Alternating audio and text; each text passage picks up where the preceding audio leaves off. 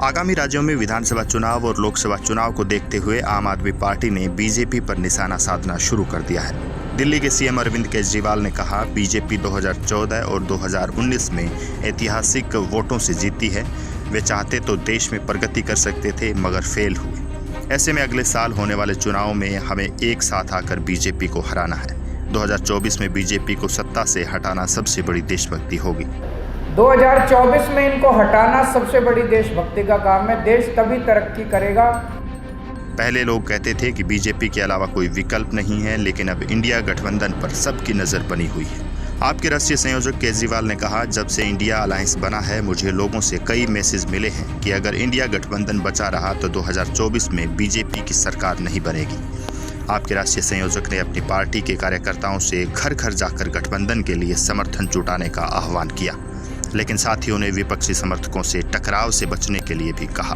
केजरीवाल बोले कि India alliance अगर टिक गया और टिकेगा, अगर इंडिया अलायंस टिक गया तो 2024 में इनकी सरकार दोबारा नहीं बनने वाली। आप लोगों की जिम्मेदारी है एक एक घर में जाके अपने दोस्तों से, अपने रिश्तेदारों से, अपनी अपनी कॉलोनी में लोगों से बात करनी पड़ेगी कि इस बार इनको भगाओ। अगर तरक्की चाहते हो, परिवार का भला चाहते हो। मेरी सलाह है कि अंधभक्तों से बहस न करें, देशभक्तों से बात करें। 2024 का लोकसभा चुनाव देश के लिए महत्वपूर्ण है। अगर ये लोग अगले 5 साल के लिए वापस आए तो देश को पूरी तरह से नष्ट कर देंगे।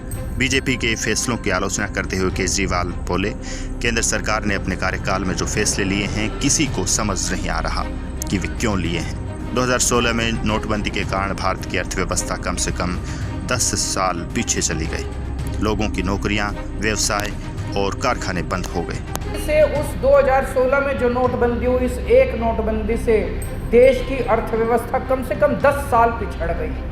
केजरीवाल ने बीजेपी सरकार की ओर से लाए गए जीएसटी की भी आलोचना की और उसे इतना जटिल बताया कि कोई इसे समझ नहीं पाता।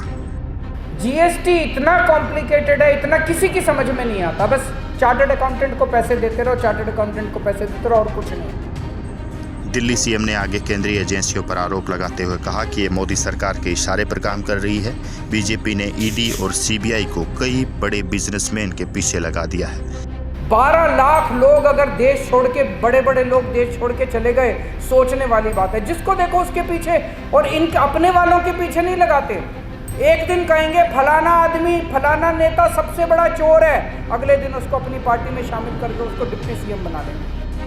पिछले कुछ सालों में 12 लाख और अमीर व्यक्तियों और व्यापारियों ने अपनी भारतीय नागरिकता छोड़ दी और विदेशी नागरिकता हासिल कर ली है। ये बहुत गंभीर मामला है।